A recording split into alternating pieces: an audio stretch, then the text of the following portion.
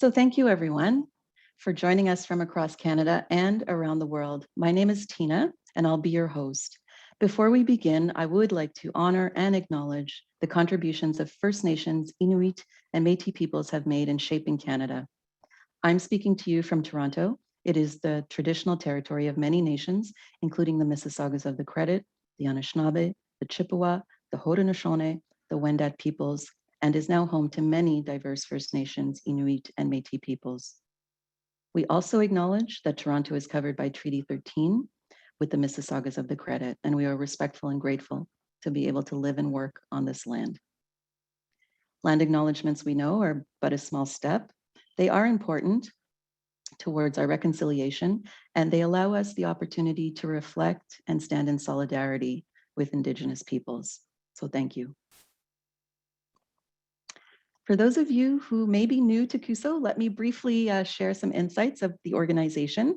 Cuso is a Canadian development organization committed to ending poverty and inequality. We work with local partners around the world to improve economic opportunities and support the empowerment of women and girls. And we do this with a model of sharing skills and mobilizing skilled professionals who you'll hear from momentarily. And they volunteer their time and knowledge to help build sustainable futures. Just a little bit of housekeeping so things can run as smoothly as possible. There is a Q&A box. I would ask you to use that Q&A box if you would like us to consider a question towards the end. There's also a great chat feature, which I welcome that engagement amongst yourselves. But if you would like us to consider a question towards the end, please use that Q&A box. We'll also be looking at a few polls, and usually I start a poll right away for those of you who've been on other town halls. We're going to hold off a little bit and do one a little bit later. So I'm very excited for this meaningful topic of engaging diaspora. It's a passion project for me, and our commitment to ending poverty and inequality involves continuing to build partnerships with diaspora communities that enhance our development efforts. So just to give a little bit of context around this conversation, Mobilizing Canada's Diversity for Development, or Cuso's Diversity for Development, we want to emphasize that diaspora volunteering is at a critical and timely development approach in a world that is increasingly defined by transnational movements of skilled migrants. There is a growing international effort to engage global diaspora for development, and a few reasons for this. I won't get into them all, but one that we talk about a lot is their added contributions based on knowledge of culture, language, context, and a sense of duty. But there are also some challenges that are inherent to diaspora volunteering, and these are not yet fully understood within the development practice, but two areas that stand out are that diaspora individuals are not a homogeneous group. And then there's also the dynamics at play within host countries versus countries of origin. But before we weave this conversation with our guest speakers, I would like to welcome Cuso International CEO, Nick Moyer, to say hello and share a few thoughts on the unique position of Cuso International and our diaspora engagement relationships. Nicholas, you have the mic. Oh, thank you so much, Tina. It's really a pleasure to be with everyone this morning, or I guess soon to be afternoon, and depending wherever you are, evening, I know for some of our panelists today. As you've said, my name's Nicholas Moyer, and I'm the very new CEO at Cuso International, 1 month in. I'd like to, before saying anything else, acknowledge, as Tina has, that I'm joining you from Ottawa, which is on the unceded territory, the Anishinaabe and Algonquin peoples. I think it's an important thing to remember and to keep in mind whose lands we are on and the histories of the places where we are. And I know we're in a virtual meeting, but I hope you do know a little bit and have sought out knowledge of the original peoples from the places where you are. You know, that colonial history that has formed the present that we have today very much is part of understanding the world that's around us. It's really a pleasure to be with you today, and for many, I haven't met you before. I look forward to getting to know you in the months ahead as part of the Cuso community and our alumni network. After just 1 month with Cuso, I'm pretty glad to say that and to be able to confirm that the passion of our mission for global solidarity and inclusive progress is just as contagious as I thought it would be. It seems to flow through our team and partners every day and in all the conversations I'm having with them. We'll, of course, need to channel that passion, I think, with careful determination and real humility in the years ahead. These are interesting times for Cuso as the world changes and international cooperation adapts accordingly. Growing Southern capacity is combining these days with domestic Canadian discussions on reconciliation, which are very prominent for us and challenge us to stay relevant. Across the globe, our international cooperation sector is tackling head-on major challenges like, of course, the climate crisis and the COVID pandemic, but longer-standing issues like promoting gender equality, protecting human rights, and so much more. And I think rightly so, the world is looking more critically at the colonial legacies that have defined so many of the systems and structures around us, and that includes international cooperation. It's an opening, hopefully, to self-critical perspectives, which we can contribute to a decolonization of our work and active anti-racist shifts in programs and structures. These trends, I think, force us to think about how we continue to add value in support of the work of our partners. And indeed, I think all of these big trends for international cooperation elevate clearly a focus on country and partner-led approaches, forcing partners in the North, like ourselves, to adapt their approaches accordingly. It's an evolution that I think aligns well with Cuso's own approach, where partners are really at the core of our work and have been central to all of our work for decades, to all of our thinking, to our approaches. When we engage with partners, it's always from a perspective of how we can best serve their interests and their expressed needs and priorities. So today's discussion is one I'm really looking forward to. Diaspora hold an important and growing place in all forms of international cooperation, as Tina has rightly sort of pointed out to us in her opening. Having myself lived in other countries, I know the strong call that the homeland can provide. I know well from my many friends in diaspora communities that many have their hearts in two places at once. Their connections are deep and they're passionate to engage in supporting the communities that they're connected to. And so it's a pleasure for me to discover Cuso's unique focus on diaspora engagement as part of our volunteer program.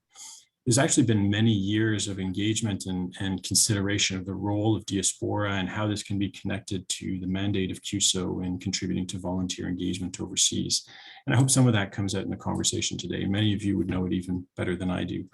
I think there have been some impressive successes from this, and I hope that we'll continue to build on these in coming years.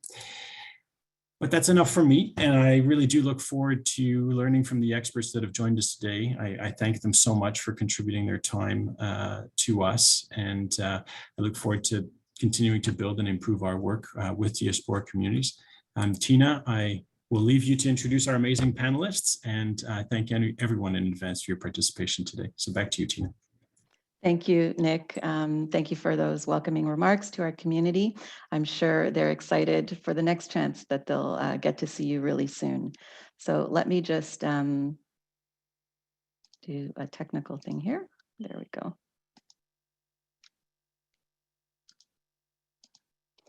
So you're about to hear from Angela Naa Afoley Odai. She is the acting head of Diaspora Division of the Directorate of Citizens and Diaspora Organizations. The acronym is CIDO. And this is for the African Union in Addis Ababa. So I just want to pause there. We have global panelists from around the world. You may see them have to disconnect their cameras just because of the internet fragility that where they are. But yeah, don't be surprised if they take their camera off. So we also have with us Diaspora alum, Abisola Olaniyi. She is in Toronto, so hopefully her connection will remain. And we also have Manyatta Network. They are a Cuso partner, recent Cuso partner, and Manyatta will be represented by Michael Gai. He is in Mauritius. I hear it's beautiful weather of 27 degrees in Mauritius, so not the same here in Toronto. And we also have another leader from Manyatta, Raymond Norris-Liu in Toronto. So with that, I would like to formally introduce Angela Naa Afoley Odai, the acting head of CIDO. Having enjoyed a decade of fruitful professional experience as a development expert with experience in diaspora engagement, migration and development at both the national and continental levels, she is currently manning the continental portfolio for mobilizing, engaging, and streamlining the activities of the global African diaspora into the policies and plans of the African Union. Angela has a bachelor's in political science from the University of Ghana, as well as a master's degree in public policy and good governance from the University of Osnabrück in Germany. Welcome and thank you, Angela. As a subject matter expert and an enthusiast over the years, what is this garnered groundswell of diaspora engagement? How was CIDO born, and kind of what is that heightened interest in the African diaspora to unite? So I know these are huge questions for a small opening remark timeframe that you have, but we're all going to go off camera and give you the microphone. So over to you, Angela. Thank you so much. And good evening to you all. Sorry, I mean, good afternoon to you all. So good morning, good afternoon, and good evening from Addis Ababa. I welcome you all warmly, and it's a pleasure for me to be here. I would actually acknowledge the presence of the CEO of Cuso International, Mr. Nick Moyer, representatives of Manyatta Network, alumni and representatives of Cuso International, and then our moderator, Ms. Tina Sweeney. Distinguished panelists, ladies and gentlemen, good evening once again. So the African Union, I'll take you a bit back because it's very important for you to understand a bit of history, for you to get to understand where we are at the moment. So the African Union was born out of the erstwhile Organization of African Unity, which was established in 1963 to avenge the scourge of war. What I meant to say specifically is to stop colonialism and then put an end to apartheid. Now, when this was over, they saw that they had accomplished their mission. However, they did not accomplish this mission. It wasn't only member states who accomplished this mission, but there was private sector, there were civil society organizations, there was diaspora as part of this process. In view of that, they saw the need that they will form a human-centered organization, hence the African Union. Now I work for the African Union Commission, which is the Secretariat of the African Union. And we are seeing to it that as much as possible, the Citizens and Diaspora Organizations Directorate has been mandated to engage with the outside world. So we are the bridge between the African Union and then civil society actors, should I put it as simple as that. In view of this, we managed this portfolio in various ways. CIDO was born sometime in 2004, and then right afterwards, CIDO was actually at the forefront of the Global African Diaspora Summit, which was held in Sandton, South Africa.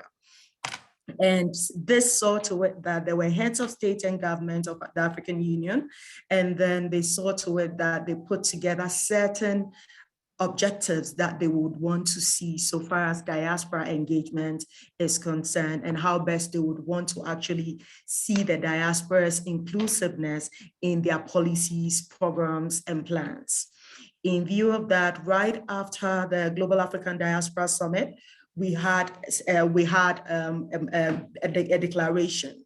So this saw to it that there was we weren't only engaging with African diaspora as in Africans who had just left the shores of Africa, who were one way or the other remitting and engaging with us, but then we were focusing on the broader African diaspora, the beauty of diversity, because Africa has one of the most diverse diaspora.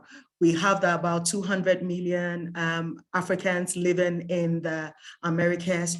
We have the Afro-Turks, we have the Afro-Indians during the Ottoman Empire, who were coming in from East Africa and so on and so forth. Before we had those who post-colonial diaspora who have left and then they are engaging with us.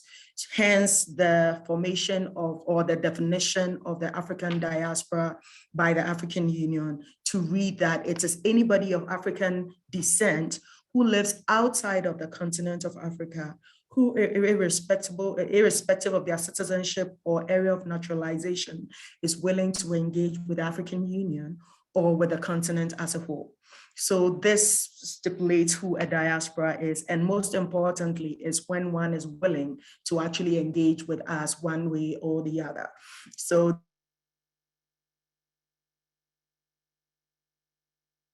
Society Division on one hand, and then we have the Diaspora Division, to which I belong, on the other hand. Now, on the at the Diaspora Division, the Civil Society Division actually concentrates on all civil society actors within the continent.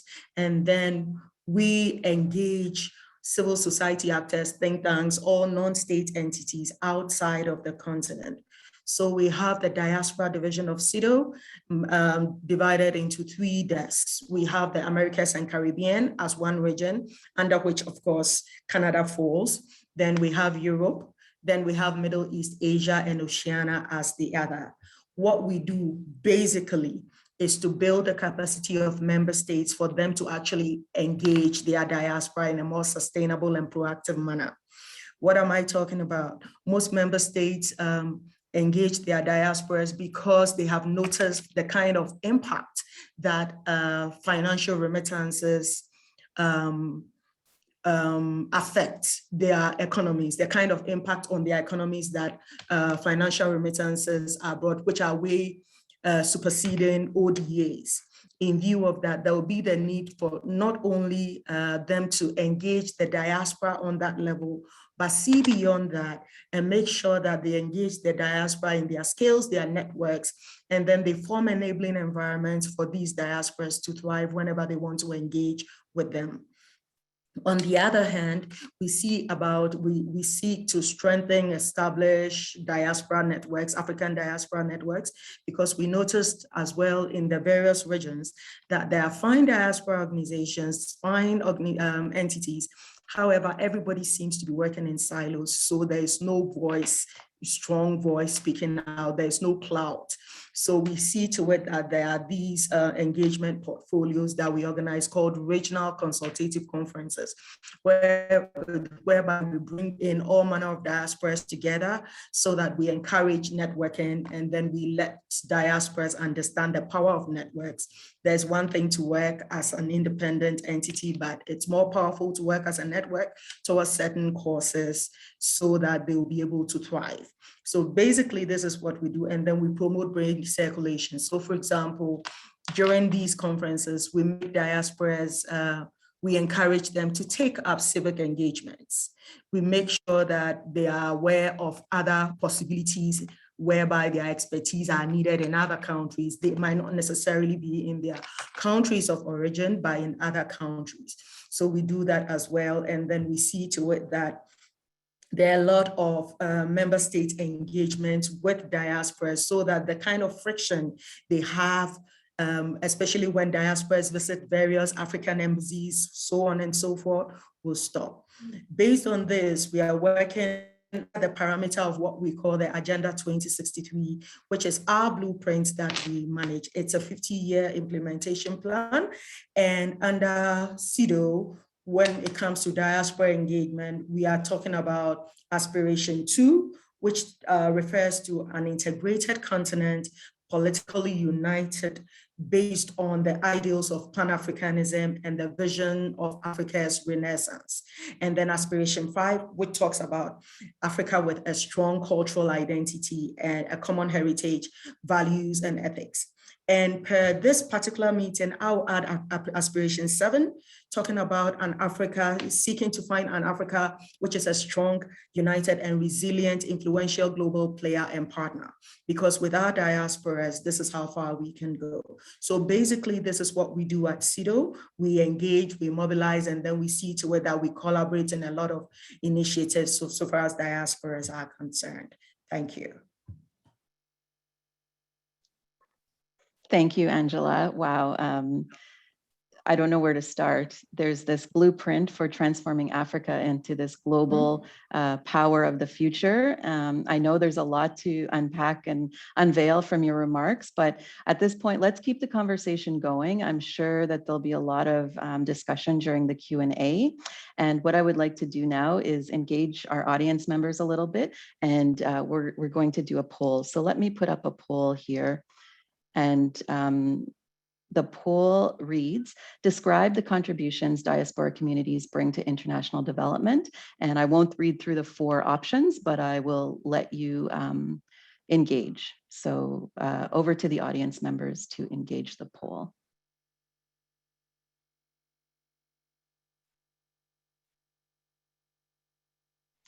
Understanding society, culture, and context. We're going to get to that. That's the number one right now. So I'm going to end here. I think I see a lot of people still engaging with it, but I think we've got an essence, and it looks like everyone's equally passionate about each response. So richness of knowledge, understanding of society, culture, continued interest in development issues, and then participating as agents of change to promote volunteerism. So I'm going to stop sharing. And thank you for engaging with us. I think, Angela, this gives you a little bit of insight into our audience members and how they're fully engaged and on board with all the points that you said in your opening remarks.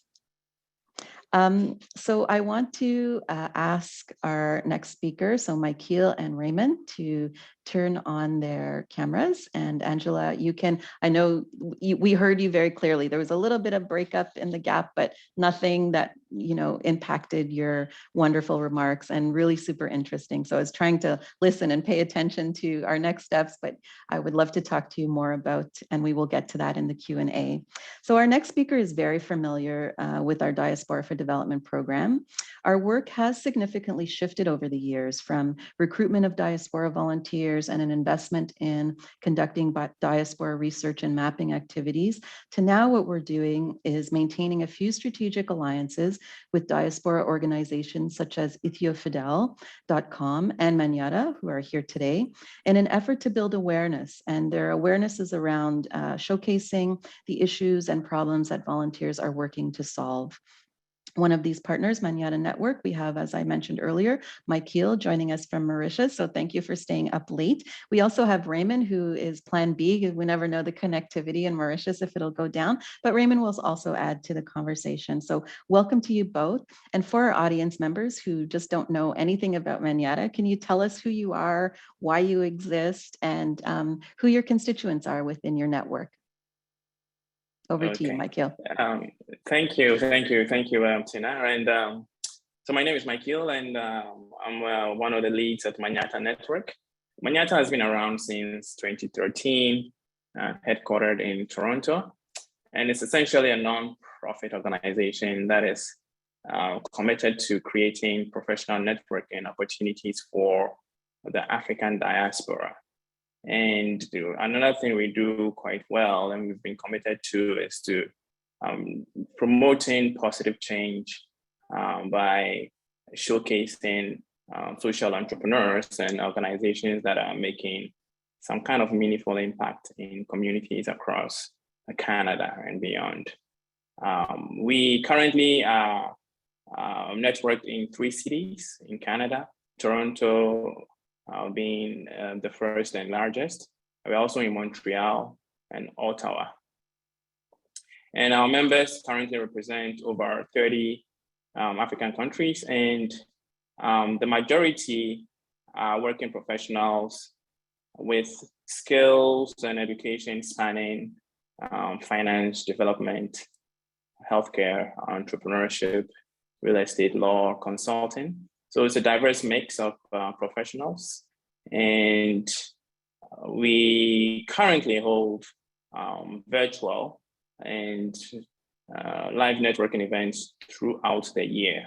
Our next event is in November of this year. We currently have been in partnership with Cuso International, driving different levels of capacity building within the Afro-Caribbean diaspora for, I think, 4 years now.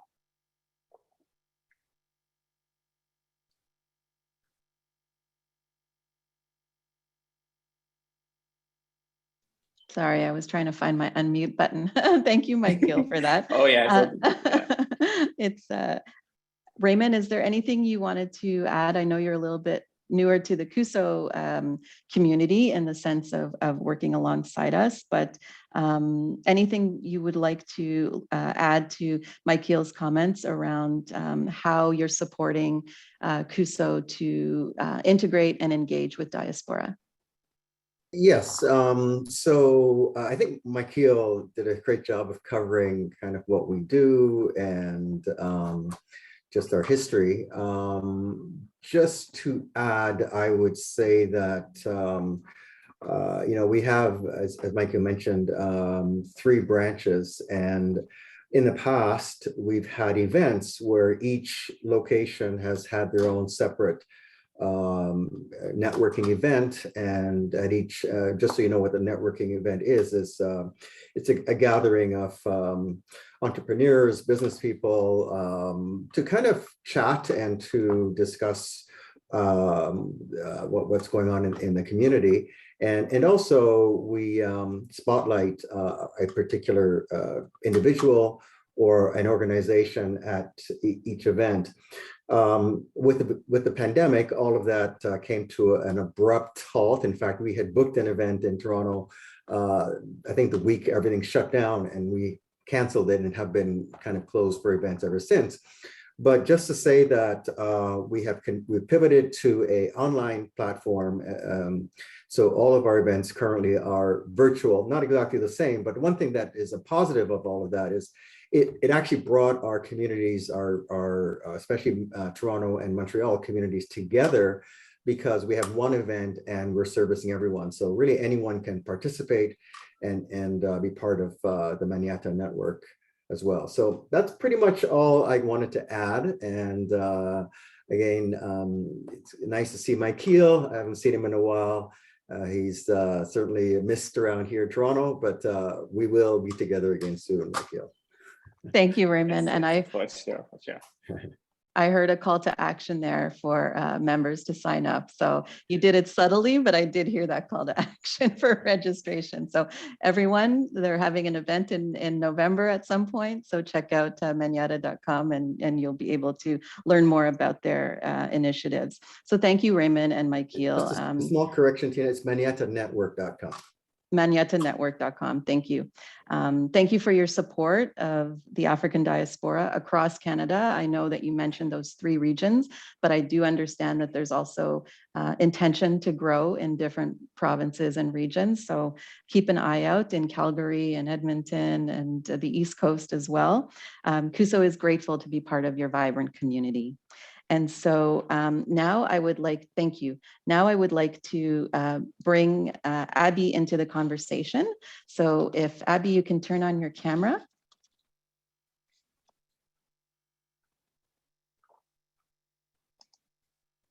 Thank you, Abisola.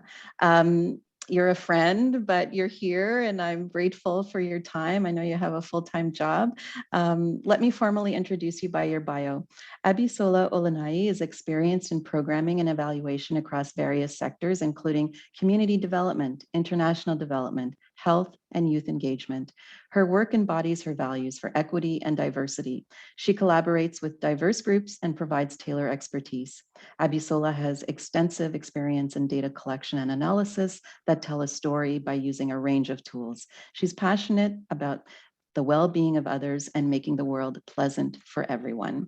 So we'll get right into it. Abby, welcome. And you're muted right now, but can you tell us a little bit about yourself and what kind of integrated you and engaged you, motivated you to volunteer with Cuso?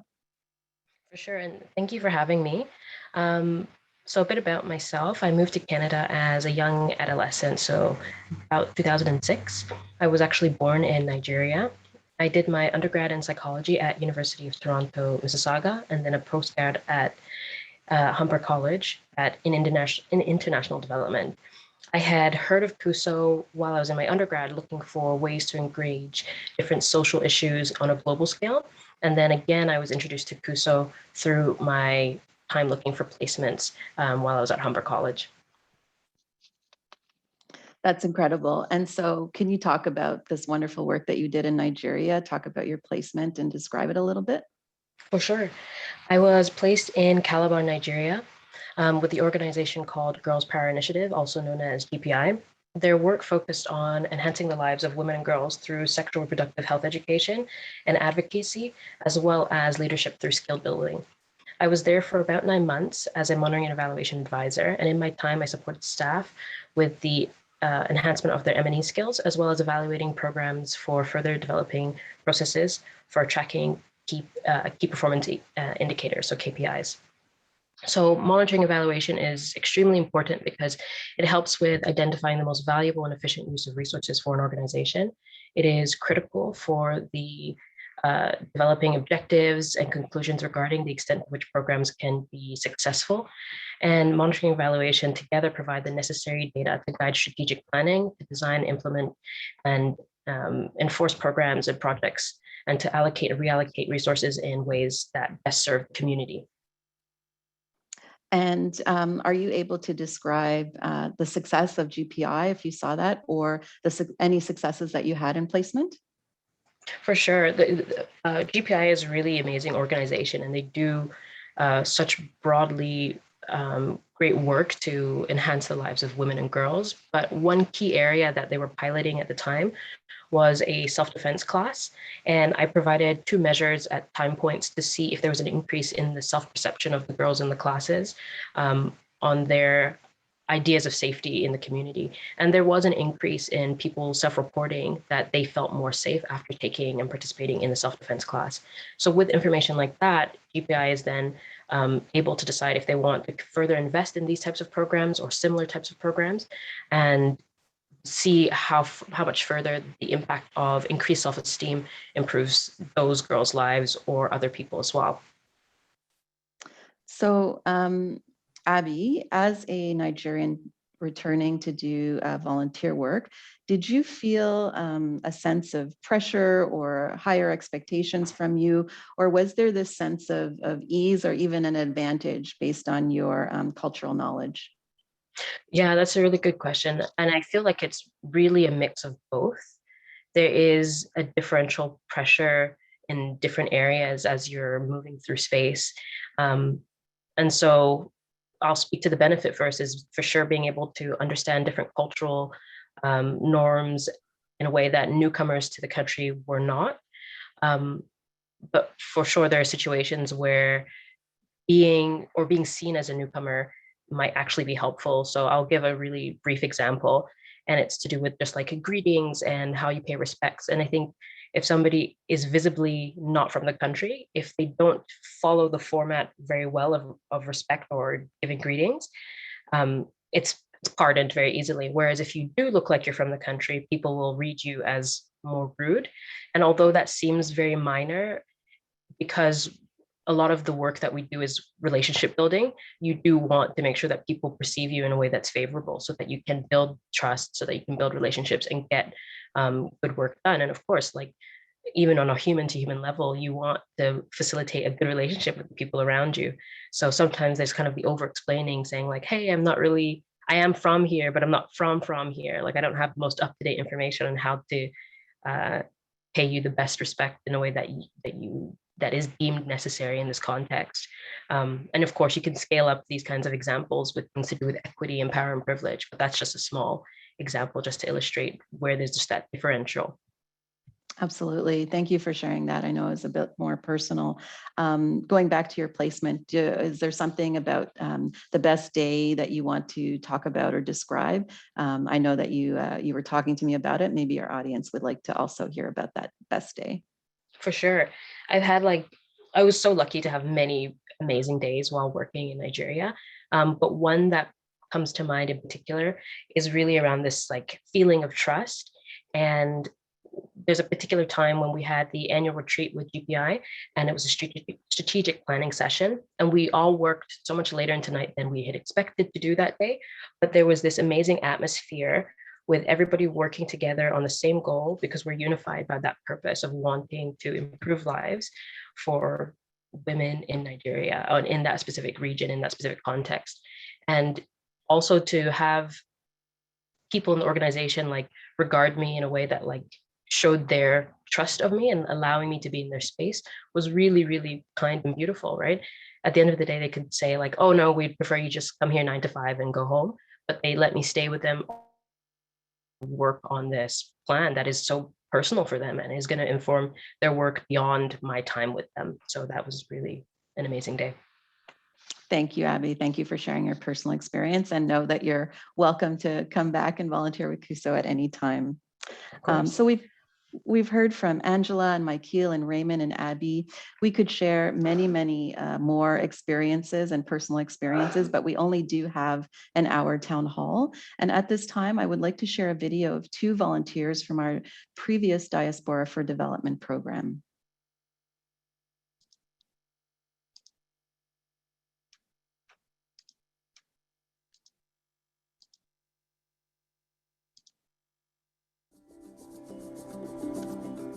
AHEAD is a very small diaspora group, so we're not in a position to undertake major diaspora engagement projects, but Cuso can. What Cuso International is doing is building the capacity of those institutions that need help by sending people who develop the human capital. So we're trying to make up, to fill the gap by giving a helping hand. I first heard about Cuso International when I was doing some environmental consulting work in the early 2000s. And ever since that experience, I had really been wanting to do a volunteer placement. I applied to Cuso International to become a youth entrepreneur advisor in Montego Bay. They were looking for first generation or people who had lived in that country, had been born there, those kinds of volunteers. I found a volunteer placement for 3 months in Peru, which is where I'm from, and decided it was the right time to take, the 3 months to do that. Cuso works through volunteers, and I think that's quite powerful because knowledge and wisdom is ingrained in people, by people sharing ideas and perspectives that really builds new knowledge. Everyone who volunteers overseas grows in some way. If you have a chance to do a placement with Cuso, do it. Don't hesitate. There is no doubt that you will do rewarding work. You will gain valuable skills. You will build memories that will last you forever. You will amaze yourself, and then you're unstoppable.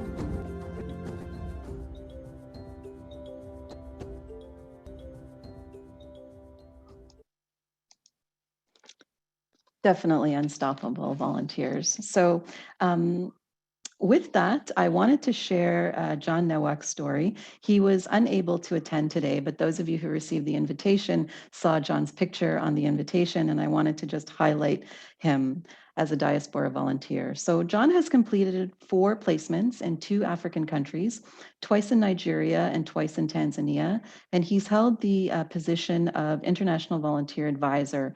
The local partners that he works with were local youth resource centers and innovation centers. And John just shared a beautiful quote with me that reads, I grew up exposed to and influenced by my parents' selfless acts of kindness, gratitude, and generosity. In many ways, that is what volunteering is all about. And those core values stayed with me till today, almost like an inheritance. I have no doubt that John will be in a 5th placement soon with Cuso at some time. And I just wanted to acknowledge and thank John for his continued engagement and service to Cuso International.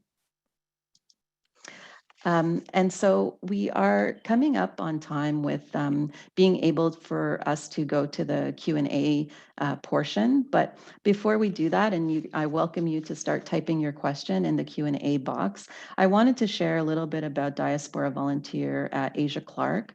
She's quoted as saying, "My experience was doubly fulfilling because I had the opportunity to connect with my roots. My personal history expanded and I was made to feel at home where I had never been before." And interesting, I know the picture is a little bit fuzzy, but super impactful and meaningful picture here for Asia. You see her on the same porch, and she's purposefully in the similar pose as her grandmother from a family photo before Asia was born. So in her placement, Asia was in Dominica as a diaspora volunteer and was able to visit her ancestry home. And so she took this picture, and I know it was very meaningful for her as well as her volunteer placement. Asia has gone on to win many awards and do extraordinary achievements as a global citizen. So thank you, Asia. And we do have a good amount of time. So I think we have an opportunity to do a second poll. I'm just going to launch that here.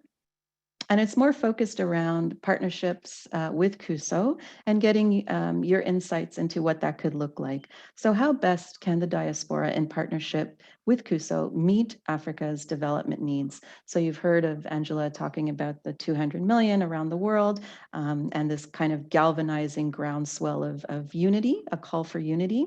So would it be providing knowledge, sharing skills, sharing stories, providing what the work is and contributions of diaspora, or investing financially in a Cuso program that is solving a problem? So I'm going to leave this up for a couple of seconds.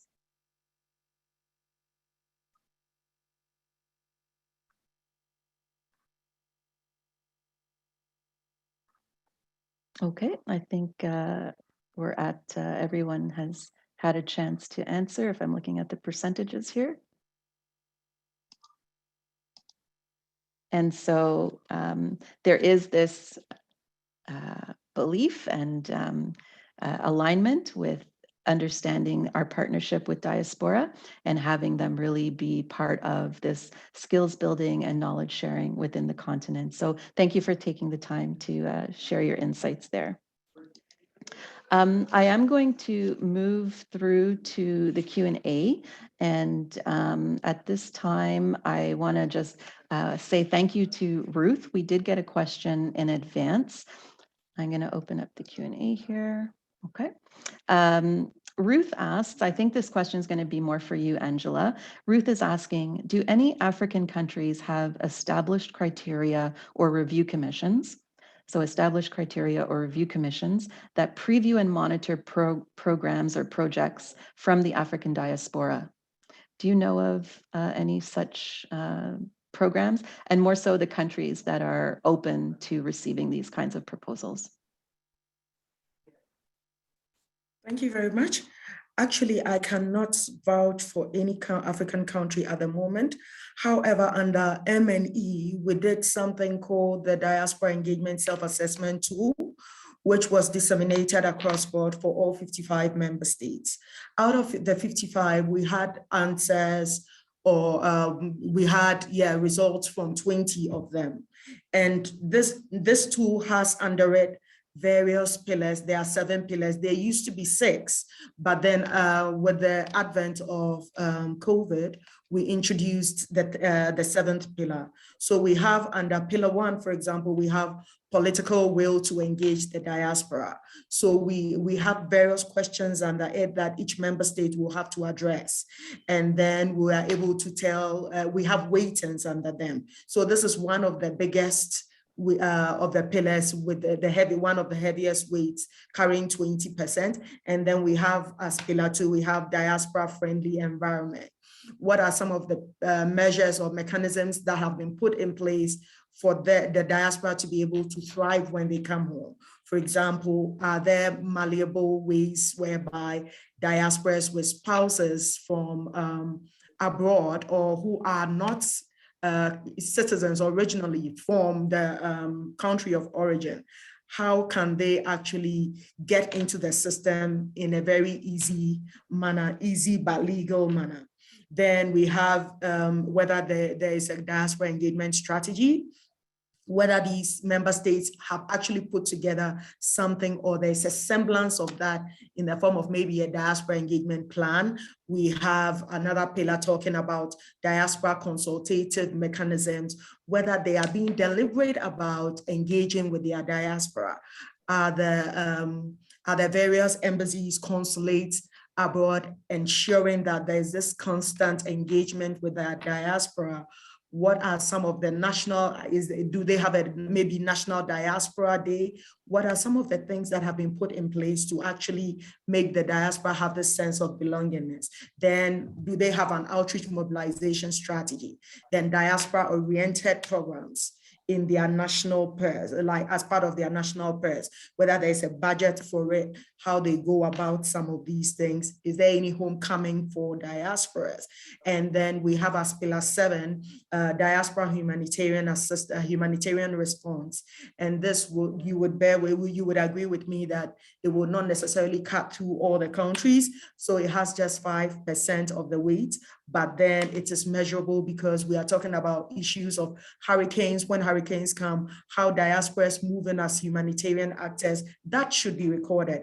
And that should not necessarily be recorded under remittances, but diasporas should be seen in the various facets that they work. You mentioned earlier about the diaspora not being a homogeneous body. They should stop, member states should stop seeing diaspora in that perspective and then start addressing diaspora in the various ways in which they are able to engage with them.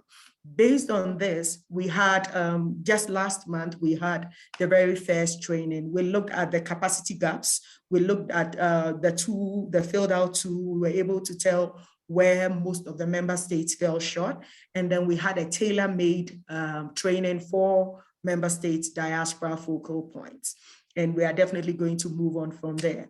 But these are some of the ways we use to measure. CIDO uses to measure the capacities or the involvement of member states so far as their diaspora engagement processes are concerned. But at the member state level, I cannot really vouch for any M&E tool being used to address some of these things. I can, however, share with you, if time permits me, some of the best practice examples that we have of various countries doing wonderful works, depending on what you want to see so far as the diaspora is concerned. Absolutely. I think we have two more questions, and then we will most likely have a bit of extra airtime for you to come back and loop back on best practices. I just wanted to maybe bring Michael and Raymond into this Q&A session. And there's a question here from Anne asking around Caribbean Diaspora Network, and if we're incorporated. How is that incorporated within the Manyatta Network? For Cuso, we have had a long-standing in our previous programming with Caribbean networks. At this point, we are enfolding that within the Manyatta Network, but maybe Michael and Raymond can speak a little bit more to the stakeholders or segmentation of profiles within the Caribbean diaspora within Manyatta Network.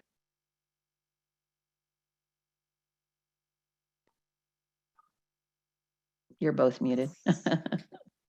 Thanks for that. And initially, when we started out in 2013, the focus was really how we used to language it was African diaspora. But increasingly, we noticed that a third to sometimes 50% of our network, of our subscription base, was actually a mix. We had a lot of Caribbean partners as well. Right now, for example, Raymond, for instance, is from the Caribbean and I'm from Africa, right? Even from the leadership of Manyatta, we've had a mix.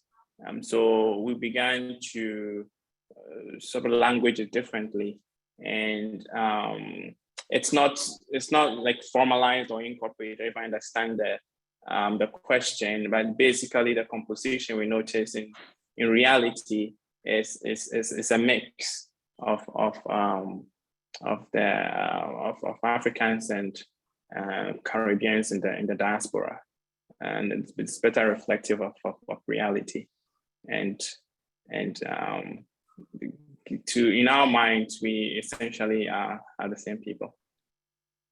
I was going to say that's really nice to hear, and I'm sure Raymond might jump in, but Angela was talking earlier about this kind of transformational united Africa, and that definitely includes the Caribbean. So you're probably one of the first organizations that I know of, and there's probably more out there, but that are very holistic in grouping unity around what is kind of overarching as the African diaspora. So thank you. Is there anything you wanted to leverage, Raymond? I am Jamaican. And again, Michael did cover it, that many of our members are from the Caribbean, and we often have a gala.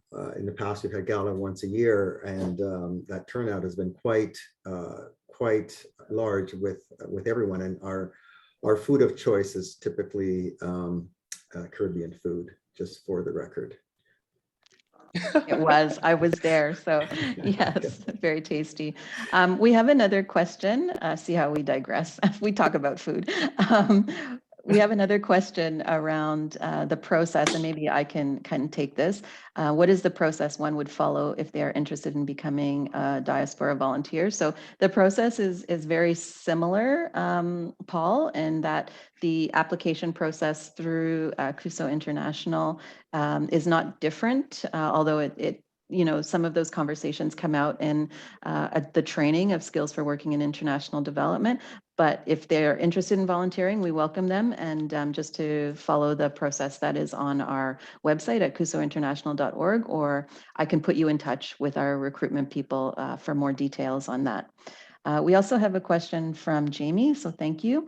Does Cuso make use of diaspora representatives to help prepare non-diaspora volunteers? So I think you're talking about cultural communications and cultural context and learning. So yes, we're very diverse in that model of education.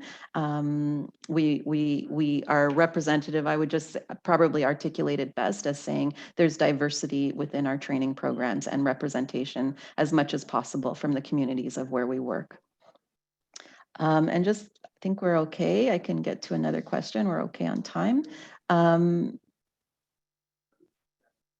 So this is a question for Mike Heel. She says, thank you for your response. And then how then are the challenges dealt with? So talking about the differences between African diaspora and Caribbean, I know we just presented it as united, and that's great, but have you run into any challenges that you've had to deal with since the challenges differ? So talking about the differences between kind of the homeland in Africa and the Caribbean around issues of equity and inequality and poverty, how have you found dealing with the differences of those challenges within the two diasporas within Manyatta Network? So that's an interesting question, but in our experience, there hasn't been any market delineation between the two. Like it never even comes up, to be honest, where, we're having an event and there is mention of Africa and Caribbean. It's all like one united front, as Tina, you did highlight a few seconds ago. So there's never been a challenge if that has come up for us to have to speak about or handle or address, for that matter. And I think part of that is due to the atmosphere. You're creating this kind of social network. You're not necessarily, I guess, it's not a programming to get into development issues. It's really a social kind of network to build the diaspora up and make those connections so that they're all able to kind of raise within that socioeconomic atmosphere. Yeah, I hope that addresses it for that. Thank you. And we welcome a few more questions if that's the case, but I always like to give our speakers the final kind of word. So you do have about a minute to say maybe something that you didn't get to. And I know, Angela, you have some insights on best practices that you would like to share. So you do have a bit of time, each of you, including Abisola, who there wasn't a question here for you, but Abby, maybe we'll start with you on sharing any final reflections or remarks that you would like to share with the Cuso community. No, actually, I feel like I've said everything I want to say. I mean, yeah, thank you for giving me the opportunity to share my experience. Over to Michael. Thanks a lot, Tina, for bringing us on here. And our partnership with Cuso has been a fruitful one. As I mentioned, we've been together in partnership for the past 4 years and going stronger and driving a positive developmental impact within the Diaspora Network. Thank you. Cheers to a brighter future. Agreed. Raymond? Maybe I'll take 10 seconds just to mention that, yes, we are obviously online with manyatta.network.com, but we're also on Twitter, Facebook, Instagram. I think the only platform we're not on is that new one where all the kids TikTok? are at. TikTok, yes. TikTok. But maybe we will at some point. And also LinkedIn. So if you just Google us or search us in any of those platforms, you'll find us, and you're more than welcome to join our subscription and find out when and where things are happening next. That's it. Thanks. Thank you. And Thank you. Angela, maybe over to you for, I know there's a little bit more information on the AU and CIDO and the work that you're doing. So I'll give you the final word. Thank you very much. And thank you very much, everyone, for giving us all a listening ear. I'm grateful to be part of this because it's been a good learning process and it's really been expansive. I was actually mapping up in my head the various lines of engagement that we can forge forward from this particular platform. Yeah, I made mention of certain best practice examples. So you will have a country like Cape Verde, which addresses issues in addition to making sure that they engage their diaspora politically, whereby they could vie for political positions in their countries in Cape Verde. They as well make sure that they prepare their prospective migrants so that when they travel, they are well informed, they do not fall off the fringes, or they are not at the outside world, or they do not become vulnerable migrants, should I put it. So they do that. We have that of Ghana, making sure that they are always welcoming those who, even those who do not know exactly where they come from in Africa, especially our Oriental diaspora. Once they are willing to come home, they do that. We have homecomings as well. We have that of Senegal as well, which addresses top 10, making sure that diasporas are able to, they've institutionalized this in such a way that diasporas are able to actually impact their skills and knowledge, and then all their innovative ideas into those on the continent. So there's this platform whereby they share these knowledge, these skills, and then they are able to actually improve upon that which they have back home. And these are all shining examples of good practice that we can look at. Another thing is we have one more thing. I have one more thing to say. It has to do with the Diaspora Volunteer Corps. It's one of the legacy projects that heads of states in the African Union wanted CIDO to actually actualize. It will be going forward as well for us to have further engagement with Cuso International, learn from some of what they do, see about possible collaborations, and then with Manyatta and every other, we see about that, and then we proceed from there. So without much ado, I say a very big thank you. It's been a wonderful experience with you all once again, and thank you. Have a wonderful day. Thank you, Angela. Thank you, Raymond. Thank you, Michael, and thank you, Abisola. Your contributions globally, locally are building the Canada we want, the Africa we want, as well as the world that we want. At this time, I would like to just say that Cuso is committed to creating a fairer, more sustainable, and safer world through the efforts of diaspora engagement, and we can't do this work without you. We do invite you to support our work by making a donation today. And I would like to close by saying that this dialogue can go on. Like I said, there's many diaspora that Cuso have engaged with. There's many, many organizations, I think over 100 over our tenure with working with diaspora.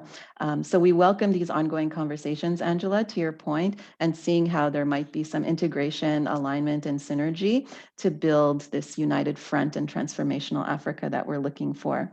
So in closing, for questions, I think there's one that we might not have gotten to. We will respond, so not to worry. You'll be receiving a survey shortly after this, and you'll also be receiving the virtual recording of this. So if you'd like to share it with your friends and family, we welcome that. So thank you for your service. Thank you for your commitment to Cuso International. In solidarity, bye for now.